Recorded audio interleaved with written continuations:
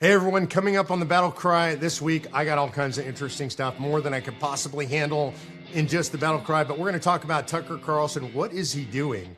What is Tucker Carlson even anymore? We're also going to talk about AI. I know that could be a controversial subject. Some people are scared, some people don't know what to think.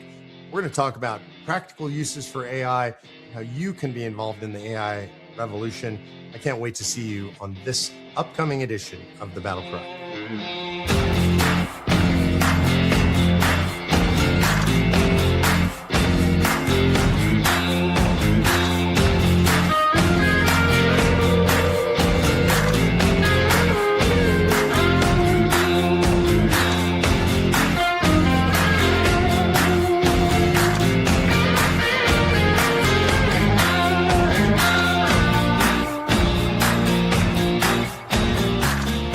Hey everyone, it's Mark Meckler, and this is the Sunday Night BattleCry. I really appreciate that you guys come to the BattleCry. One of the most fun things that happens to me when I travel around the country, and I've been traveling a lot lately, is everywhere I go, somebody comes up to me and says, I watch the BattleCry every week. I appreciate seeing you on the BattleCry. They'll say things like, well, I feel like I know you because of the BattleCry. And I gotta say, the most popular thing on the BattleCry, it's not me. It's the dogs. I think they're back there right now. You can probably see Doc on the couch blending in. He looks like the couch. Winston on the floor. When I travel around, that's the comment that I get more than anything. So I'm not sure if I should be insulted or appreciate that. No, I really do appreciate it. We love the dogs here in the house. So I love that you guys love the dogs. People always ask, well, why don't you bring the dogs with you? Of course, they're being facetious. And I picture myself with one of those little shoulder bags that people carry like their poodles in or Shih Tzus or whatever. I'm trying to think how I could do that with the Great Danes. I don't know. I just don't think it would work. Anyway, thank you guys for your appreciation and your support. It means a lot to me. And when I'm out in the field and you guys say something, that means a lot. So I really appreciate that. So we have a call to action today. And this is something that I've said before. You guys know I want you to actually do things. I don't want you to just yell at the screen or nod in agreement with me. It's important that you're actually engaged in the fight. And our call to action today is for you to participate in the primaries. So the primaries are here. Texas already had its primaries. Other states are having their primaries. You got to be involved. By the way, if you have your choice, just generally speaking, you can only be involved in the primary or only in the general. 85% of congressional districts decided in the primaries. So this is the place for you to get involved so that you can actually make a difference. Because in 85% of districts, whoever gets elected in the primary, if it's a Republican primary, that's the primary that matters. Democrat primary, where you've got a district that's a Democrat district, it's going to be the Democrat that's going to win the election. It's the Democrat primary that really matters. That's where the decisions are being made. And that means you have to work for primary candidates. You have to be a primary candidate. You have to give money to primary candidates. This is where elections really happen. And the amazing part is the turnout's usually pretty low. And you will see people win or lose elections by just a tiny margin. In North Carolina, it looks like Senator Phil Berger, who has been the president of the Senate, the most powerful guy in the state, original count, lost his primary by 2 votes. 2 votes. That might be like you and your wife, right? 2 votes he lost by. When they recounted, it looked like he lost by 28 votes. So maybe that's just a few people at your church. But the bottom line is you got to participate in the primary. They're close. It doesn't take that many votes to win. You got to be in. So let's talk about the news this week. As always, tons of stuff in the news. So I want to start with the border fight and the TSA. I mentioned to you, I've been traveling a lot lately, the last couple of weeks. I want to tell you what I learned. So I've been out there in the airports all over the country. The TSA, as you've seen in the news, and if you haven't been traveling, I hope you haven't because you haven't had to experience it. The lines at the TSA are insane. Why is that? The reason is because the Democrats won't fund TSA. What's their argument? Well, they don't want to fund any of Homeland Security. TSA is under Homeland Security. And the reason that they don't want to fund Homeland Security is because they don't like ICE. Now, by the way, this is really important for you to understand. ICE is fully funded.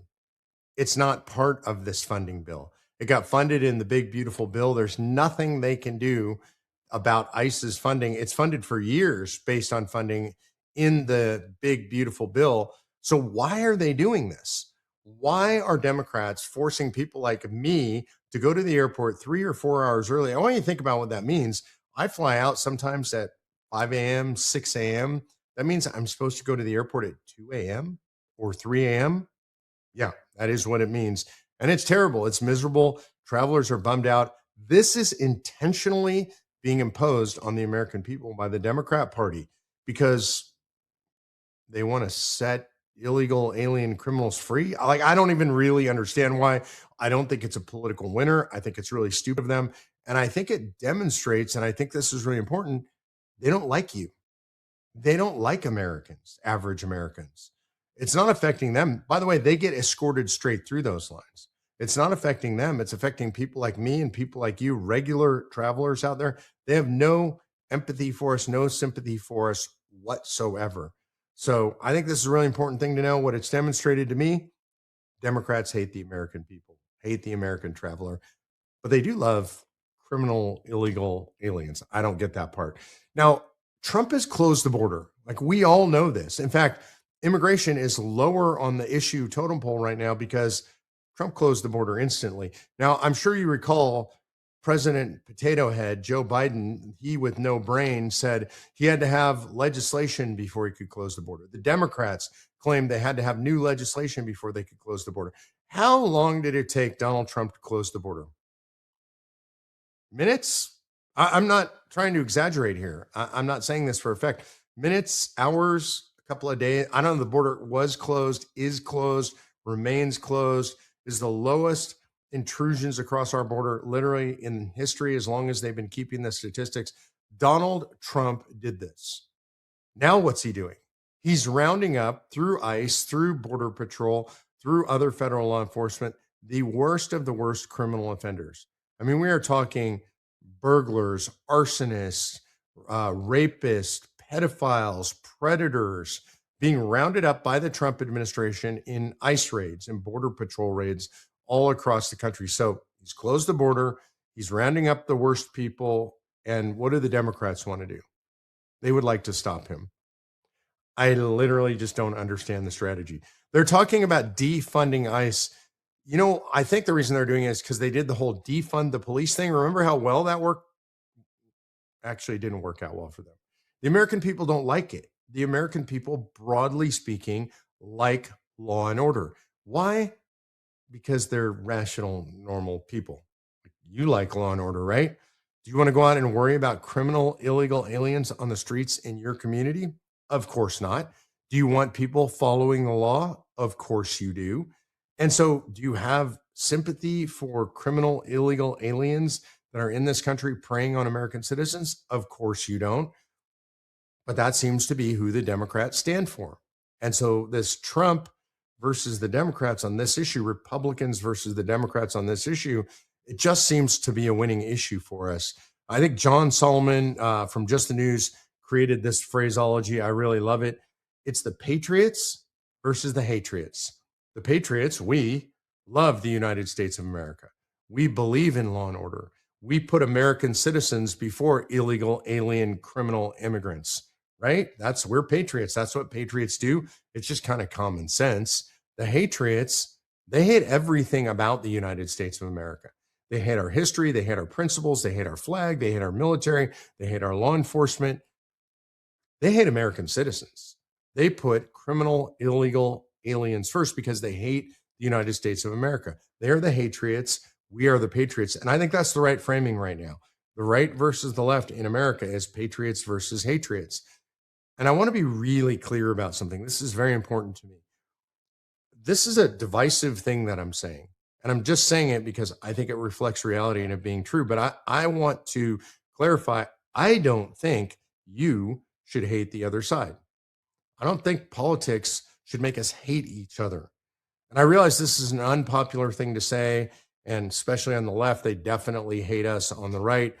But I think there are too many people on the right that are starting to quote unquote hate the left.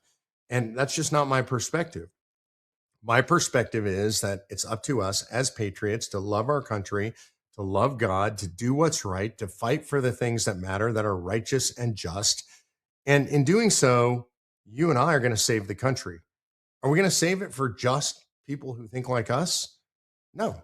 That's not our goal. Our goal is to save the country for all citizens in the United States of America. And by the way, for everybody in the whole world. Because when America is good, America is great. And when America is great, the world is safe and the world is more secure.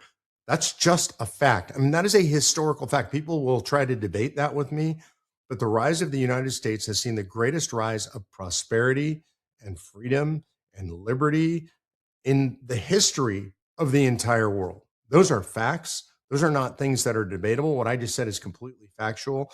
And so when we do stuff that's good for the United States, it's not good for the US's enemies, and they are the enemies of freedom and liberty and all that stuff, but it is good for everybody else in the world. Anybody who desires freedom, anybody who desires liberty, anybody who desires the ability to go out and carve their own way in the world and succeed on their own, people who want equality among people. I don't mean equality of outcome, I mean equality of opportunity. People who think that justice should be blind and the law should be equally applied. That's what you and I believe. That's not what our opponents believe. You shouldn't hate your opponents for that. You should desire that for them as well. And we will give them that as we are victorious. You know, statistics show, and they're not perfect on the American Revolution because we didn't have polling back then, but it's believed that about 30% of citizens believed in the American Revolution, the ideas of the revolution. That's not even a full third. About 2% actually participated in the American Revolution. And yet, those who participated and those who believed in the ideals of the American Revolution and thought it was a good idea, they saved the country, created a country for everybody. And again, when I say everybody, I don't just mean the United States of America and her citizens, though we should always be first and foremost, but putting us first and foremost actually benefits the entire world. So remember, the framing now is Patriots versus Hatriots. Now, speaking of Hatriots, I'm going to bring up somebody, and it pains me to say this. One of the leading Hatriots in the United States of America right now is Tucker Carlson. And full disclosure here, I've known Tucker for a long time. I've known him personally. I've been hunting with him on multiple occasions. I've texted with him a bunch of times. I just think to say he's off the reservation right now is an understatement. I think Tucker, though he claims to be America first, is anti-America. He's cozying up to every nasty Islamic regime that he can get close to. He claims how great they are compared to the United States. Qatar is great compared to the United States, better than the United States. Apparently, Russia, who hates the United States, you know, its government hates the United States, is apparently now better than the United States, according to Tucker and the video documentaries that he did from there. The UAE is a better place to live than the United States, even though, you know, women don't have rights in the UAE, even though Christians are not have no rights in the UAE, Jews have no rights in the better. Qatar is a better place to live than the United States, according to Tucker. He's completely off the reservation. And every week I watch what Tucker does almost every day. I get his newsletter. I quit subscribing because I don't want to give him money anymore. He's so far off the reservation. And as I watch this, I think it can't get worse. It can't get any worse. I mean, he's slandering Jews. He's slandering America. He's attacking our president. And every week I think it can't get worse. And every week it does. And it almost seems like he's involved in an intentional effort to tear down the United States of America. And this week, he elevated that game. So you might have seen Joe Kent, a failed congressional candidate who became the national security advisor on counterterrorism measures, worked under Tulsi Gabbard, resigned and sent a letter criticizing the president about Israel and more just straight up Israel bashing. I hate Israel. You know, Israel is the reason we went to war. You know, they claim Israel's the reason we went to war and they dragged Trump into war. Does Trump seem like the kind of guy to you that could be dragged into anything? Does Trump seem like the kind of guy that could be influenced in anything, or I don't know, his arm twisted into anything? He doesn't to me. He seems like a man of his own mind, but this is the narrative. So this is what Joe Kent says. Israel forced us into this war, right? And within about 5 minutes, he's on Tucker's show. That's a little suspicious to me, just a little. Like Tucker knew what was going on in advance. So he's on Tucker's show. Here's what's even more suspicious. If you're on X at all, and I spend too much time on X, to be honest with you, because I'm required to spend time on X, I'm watching this and I'm watching the same clip of Joe Kent bashing Israel appear on X hundreds of times from a bunch of overseas accounts and what looked like bot accounts, same clip, ripping on Israel and saying that Israel dragged us into this war. That's not a coincidence. That's not an algorithm. That's a coordinated campaign by foreign actors to attack the U.S., attack the president, attack Israel, and create division. And so if you're still following Tucker, if you're still watching this stuff, you are being subjected to a giant psychological operation, what they call a psyop in the espionage, world espionage communities. You're being subject to a psyop. And so this is bad. It's being run by Tucker and whoever he is working with. It's bad stuff. Remember, he said he was going to buy a house in, I don't even know how you pronounce it, Qatar. I've heard, I don't know if this is true, so I'm just going to clarify. I heard he bought a house in Doha, Qatar. Why would you do that? I don't understand that, really. And so I think you got to take a look at this and you got to be skeptical about it. You got to put your mind in reasoning mode, not just in reaction mode. And there's also a point of clarity I want to make. And I really hate that I have to say this. I really hate it. I'm going to do it anyway, even though I really hate it. I don't think that it's anti-Semitic to criticize Israel. Because this is what Tucker says. This is the game Tucker plays and Candace plays, and they all play like, oh, we're not even allowed to criticize Israel. If you criticize Israel, you're an anti-Semite. No, you're not. I don't believe that. And I think you can have foreign policy differences on Israel or on any of our allies for that matter, or on foreign aid generally for that matter. I think that's fine. The issue is when you are obsessively focused on Israel in a way that you don't focus on any other countries, like you're mad because Israel has lobbyists that lobby on their behalf in the United States of America. By the way, not the most. Qatar has more. China has more. They pay more money to influence the U.S. government than Israel. When you focus only on Israel, at some point it rises to the level of anti-Semitism. When you have people on your show like Tucker does that actually celebrate and try to emulate Adolf Hitler like Nick Fuentes, and you don't challenge him on those things, yes, then you rise to the level of anti-Semitism. When you have people on your show like the alleged quote-unquote historian Daryl Cooper, who's not even a real historian, who says that Hitler was misunderstood and is not the bad guy of World War II, and maybe they didn't really mean to kill all those Jews. Of course, he obviously hasn't read Mein Kampf. But when you have a guy like that and you don't challenge any of his assertions, he says Winston Churchill, bad guy in World War II, Hitler, misunderstood good guy in World War II, and you have that on your show and you don't challenge any of those assumptions, yes, then you're an anti-Semite. Then you have risen to the level of anti-Semitism. And so as you guys watch the stuff going on out in the world around Tucker Carlson and Candace Owens and a whole bunch of other Megyn Kelly people like this, that's the question to ask yourself. It's not, they're misframing the issue. It is not about whether or not you criticize our foreign policy vis-a-vis Israel. Everybody has the right to do that. I think we should be critical about those things.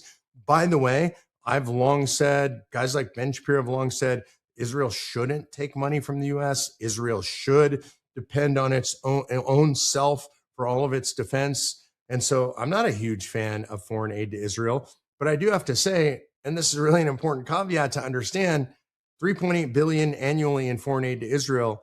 We spend more than that in a day in the United States of America. I think it's around $20 billion a day right now. So $3.8 billion on an annual basis to one country who's our best ally in the region, who we get massive amounts of intel from, who we get massive amounts of military technology from, who stands with us every time we have a fight, 100%. Israel stands with us. Can't say that for the UK, can't say it for Sweden, Finland, can't say it for any of the European countries, our NATO allies. Israel stands with us. 3.8 billion, that's kind of a drop in the bucket. But even that, you can legitimately criticize, and it doesn't make you an anti-Semite. But if you don't compare that to the other countries, and how we play with the other countries, now you might be treading into anti-Semitism.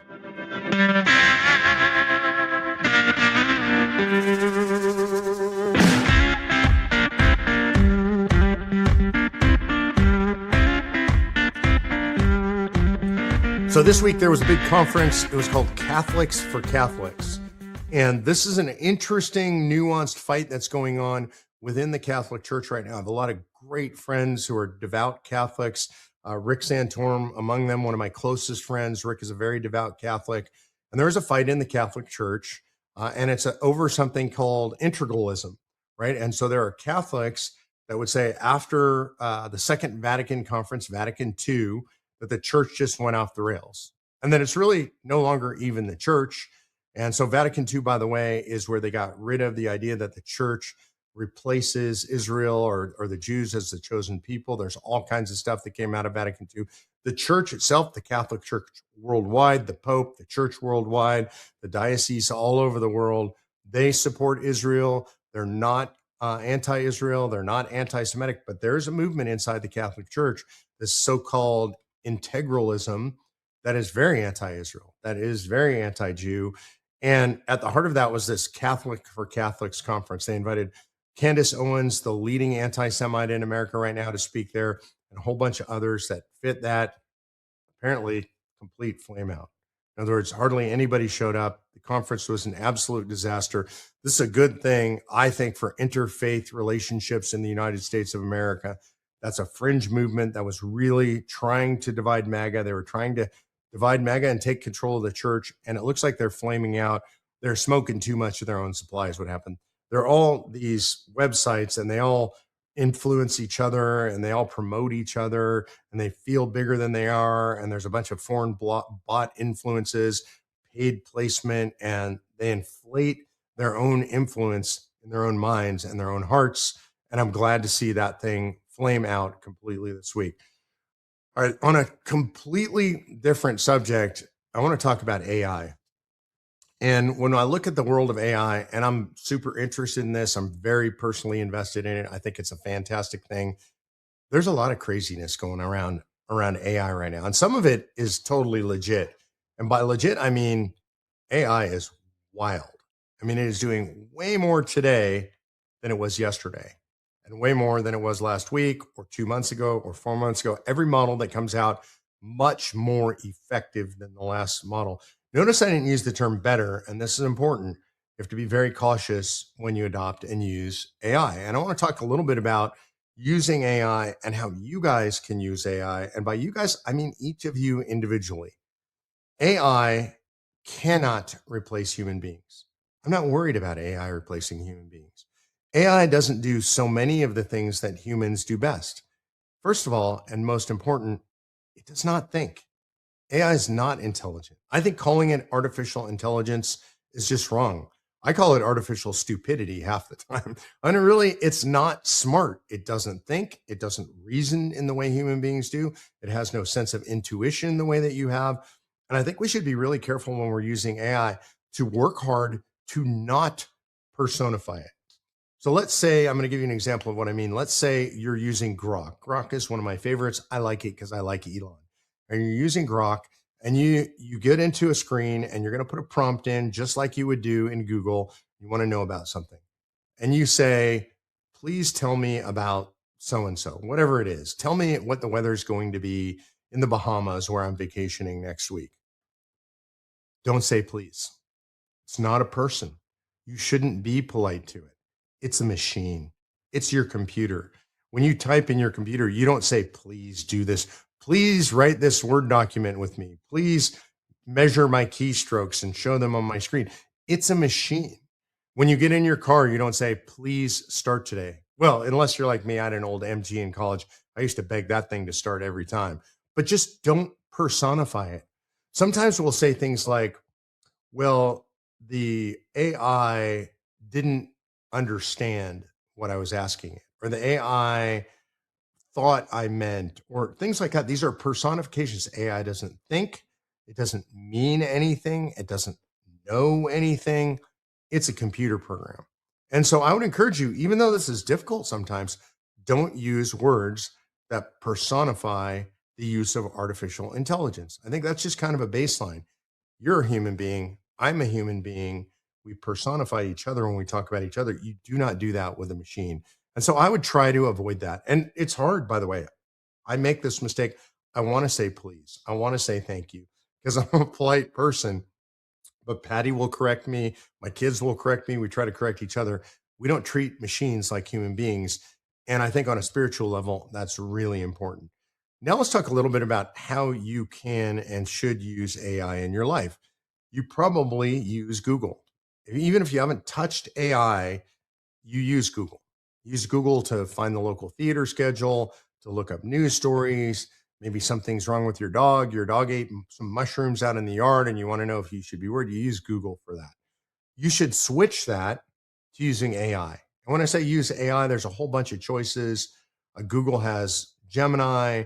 You can use Grok, which is one of my favorites. You can use Perplexity, which I really love now. There's all kinds of different ways to use AI. So pick a platform. And frankly, I don't think it matters that much, especially when you're getting started, and use that instead of using Google. Why do I tell you to do that? It's just better. It's just easier for you. When you use Google and you do a Google search, my dog ate mushrooms in the yard. What should I do? What you're going to get is a list of articles. And then you're going to have to take the time to start digging into each of those articles and see if they apply to your particular situation. What Grok will do, or what Perplexity will do, what Chat GPT will do is it will read all of those articles for you instantaneously and it'll give you a summary. And the more information that you give, say, to Chat GPT about what happened, my dog ate mushrooms in the yard. My dog is a 8-pound Shih Tzu. The mushrooms that it ate were brown mushrooms that are about 2 inches tall. You can even take a picture of the mushrooms and show it to Grok or to Chat GPT. Give it a bunch of detail. Tell it, I want to know, what should I do? Should I take my dog to the vet? Do I need to be worried? And it will come up with an answer for you instead of making you read all those articles. The links to all the articles will be there if you want to look into it and go deeper, but it will short circuit your research in a way that will make you so much smarter and so much faster, so much more efficient. So I encourage you, if you haven't touched it, start playing with it. Now people tell me AI is evil, it's bad, it's demons. It's a tool. People say, by the way, the exact same thing about guns, right? Guns are bad, guns are evil, guns hurt people. All of those things are true if misused. So don't misuse it. Don't go to AI with the purpose of doing something bad with AI. Go to the AI with the purpose of doing something good with AI. You carry your gun in your holster, or in your waistband, or in your purse when you're traveling around. You don't have any intent to do anything evil with that tool. Your intent is to defend yourself, defend your family, maybe defend others, depending on the laws in your jurisdiction. Your intent is perfectly good. The tool is neutral, and the same is true for AI. But if you don't use it, you're going to be at a disadvantage. You're going to be left behind. You're making your own life more difficult. And so I highly recommend that you use AI. If you're going to use it for more sophisticated things, more business oriented things, I recommend that you dig into AI and you actually learn about AI. Now, that might sound daunting. There's a lot of stuff to do to learn AI. It's a big, complicated world. Maybe you're like I was not too long ago and you don't know anything about it, but it's kind of interesting and it's kind of overwhelming. Well, here's what I recommend: go to AI and ask it to teach you about AI. It's incredible for this. Go to Chat GPT and say something like, "Hey, I'm really interested in AI." And you can even use dictation. You could just speak to it. And so you click on the little microphone and you say, "I'm very interested in learning about AI. I don't know anything about AI. I'm an idiot. I've never used AI. I speak to AI like this. Help me to understand AI. Give me a line by line tutorial on how to get started and how to learn about and how to understand and how to utilize AI in my own life." And the more information that you give AI about what you want to use it for, the better it will be. It's called providing context, or a context window for your request. So you could say, like, if you're me, oh, I'm a 64-year-old guy and I'm interested in using AI for general research, for travel, for health related issues, maybe even in my own business, but I don't even know where to start. Help me to get started. And it will start you and it will give you a tutorial, and you can ask questions along the way. And if it gets too complicated, you can say, "It's too complicated. I don't understand. Help me out with that." And you will be better, I promise you, for using AI. You will be smarter, you'll be faster, you'll be able to get more stuff done in your own life. But that's for working people, it's for retired people, it's for students. It will help you if you use it. And every week, I'm going to give you tips and tools like this on AI because I'm learning all this stuff with you. And I'm almost technically a senior citizen. I guess at 65, I'm officially a senior citizen. I'm a senior citizen. And so if you feel like I'm too old, I don't understand, or I'm too simple, I've never used technology like this, I'm going to help you every week. So your first tip is go to AI, use Grok, use Chat GPT. If you just go to grok.com, that works, chatgpt.com, that works, and just ask it to teach you how to use it. Give it a little bit of context, jump in, don't be afraid to learn, and then write back to me and tell me what your experiences are. I think you'll find it really interesting. I'll give you one more tip. If you're like me and you're getting older and you have health concerns, you got blood tests, you've gone to a doctor, you've got a report, take that report, drop it into AI and say, hey, can you summarize this report for me in plain English? You'll be amazed how empowered you feel about your own healthcare decisions because now you're getting stuff explained to you in real plain English, and Chat GPT will take as long as it takes. It's not like 5 minutes in and out of a doctor's office. So that's a great use scenario for you. For the first time, put your last blood test results in there. Ask it if there's anything you should be concerned about. And I'm going to encourage you to write back to me about your use case scenarios, troubles you're having, fears you have about it. And I'll answer those questions every week in an AI segment. Producer G didn't even know I'm going to do this, but we're going to do this from now on.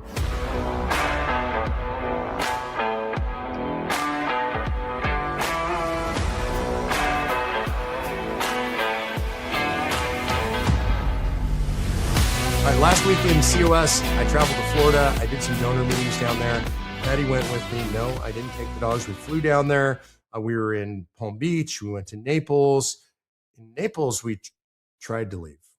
We tried to leave. It wasn't easy. So my flight out was early in the morning. So early, I had to leave for the airport at about 4:30 a.m. So 4 a.m., my alarm goes off. I get up. I'm exhausted. Went to sleep the night before after midnight. So not enough sleep. Get ready. At 4:30 a.m., I'm getting ready to leave the place I'm staying. And I get a text that my flight's delayed.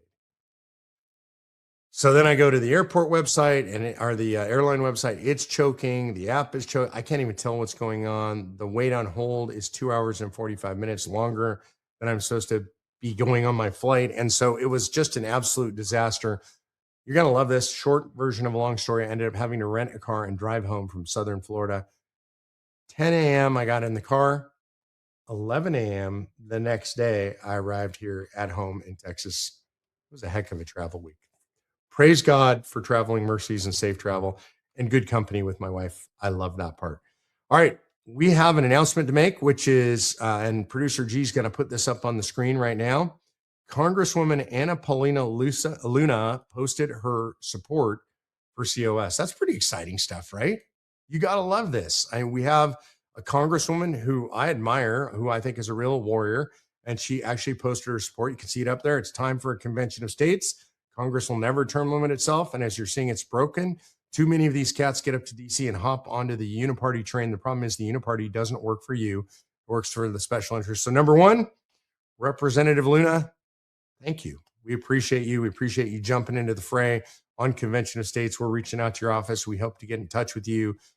I just want you to see when you see somebody in Congress who's a warrior, and she clearly is, and she says something like that, that has special weight to it because she's there inside of the beast and she knows that we can't fix it without a convention of states. So I think that's really important for you to see that. That's why we're showing you that.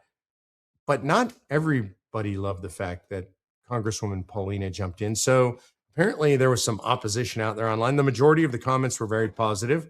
But here's a post from some influencer. I'm not aware of this influencer. Producer G told me he came to some kind of prominence apparently during COVID. So producer G, why don't you put this next quote up on the screen and we can deal with this. This is from Aaron McIntyre. He says a convention of states is foolish because the problem we face isn't procedural, but spiritual. We're allowing judges and bureaucrats to run roughshod over the Constitution now. New words on paper don't fix this, only political will. I don't know who Aaron McIntyre is. Sorry about that, Aaron. I don't mean any insult by that, but I don't know who Aaron McIntyre is. We probably agree on a lot of stuff. But I hear this kind of thing all the time. Oh, all we need is political will. Right? That's all we need. That's it. Nothing more, just political will. How's that working for you? Look, I've been voting since Reagan. My first vote was for Ronald Reagan. Political will hasn't done it. And by the way, it's not about just following the Constitution. I mean, this is just so ridiculous. It frustrates me so much that people say this over and over. Our Constitution has been edited by the federal courts for 115 years to the point where we now have a 3,000 page annotated Constitution giving us all the precedent, all the case law from the Supreme Court telling us what our beautiful Constitution means. It's ridiculous. And the only way to deal with that is to call a convention of states. He also says it's a spiritual battle. Now, I agree with that. And a lot of people tell me we just need to pray more. I agree with that. Pray more. Pray unceasingly. Pray from morning until night, from the time you get out till the time you go to sleep. I try to stop and pray throughout the day. Patty and I start every day sitting down together, often in the dark, by candlelight, reading scripture, praying, expressing our gratitude to the Lord. All very important. We're not going to save the country without that. But the one thing that I've never been able to find in the Bible, and maybe Aaron can point me to this, is where it says that we shouldn't do everything we can politically, that it's only a matter of will or spirit. Like, it doesn't say that in the Bible. Human beings are expected to do things. God acts through human beings. And so one of the things we're doing is calling a convention of states. And thank God Aaron is in the severe minority. Remember, I mentioned that only 30% of people supported the American Revolution. Only 2% actually fought. Most of them sat on the sidelines, kind of like Aaron is suggesting we do. So we're not going to do that. We're going to be completely and totally in the fight. And I know you're with us in that fight. And so I really appreciate you being in the fight with us. And I appreciate you being here on the Battle Cry with us. My favorite part of the Battle Cry is when we go to questions and answers, because you guys are so smart. But there's a few things I want to remind you about before we do that. Number one, I want you to watch the story of the ruling class. If you haven't seen this, we're producing some incredible content now. Our guy, Jake Fay, is amazing with these videos. I know he works with producer G on them too. So we're going to rerun this video, the story of the ruling class, March 26th, 8 p.m. Eastern time. And you can watch that on our YouTube channel or on our Rumble channel. Also, don't forget, always, this is really important. I don't want to make light of this. You need to like the video. You need to tap subscribe. You need to ring the notification bell. If you haven't done those things before, please do them now. And I do mean right now, as soon as this is done. They help us a lot. They help us spread the word. Sign our open letter to Donald Trump, conventionofstates.com/Trump. We're at about 125,000 signatures now.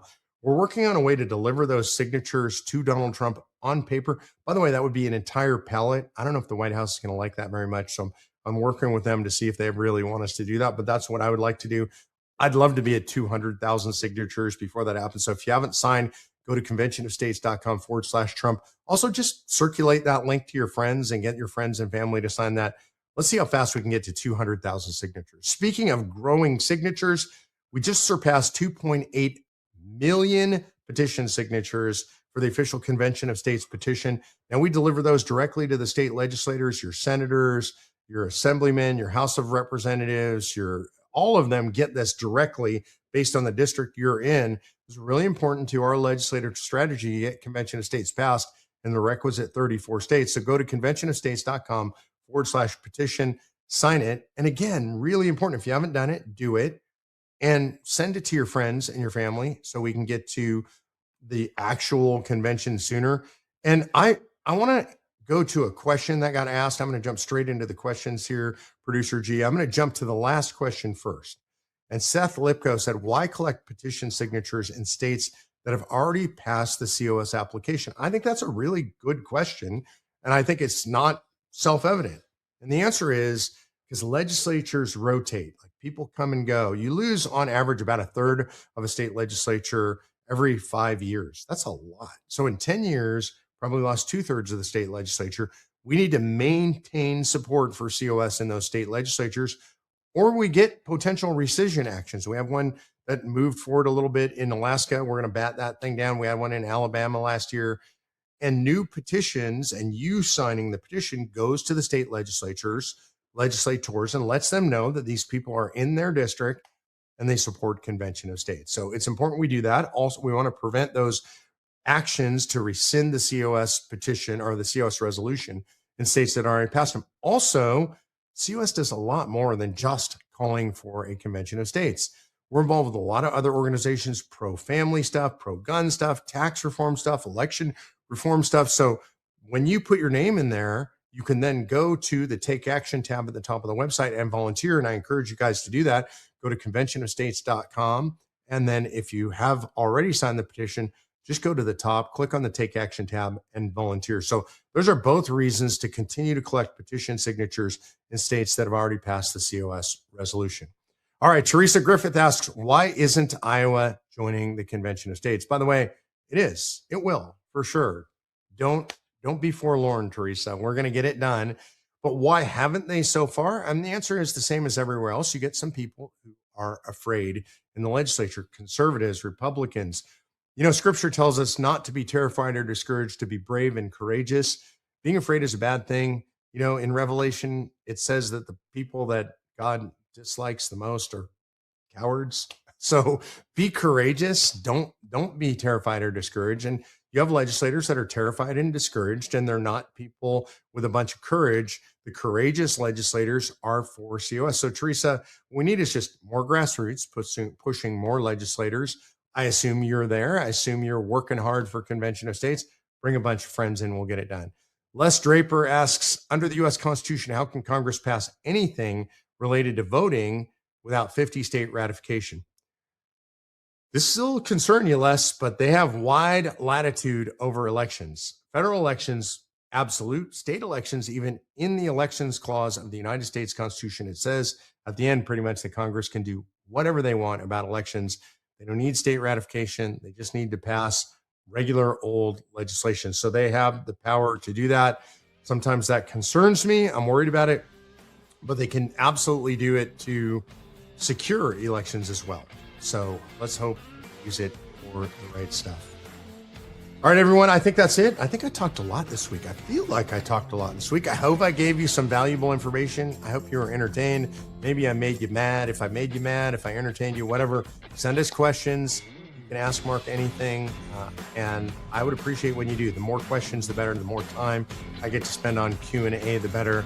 But until next week, that's all we got. So I'll see you next week on the BattleCry.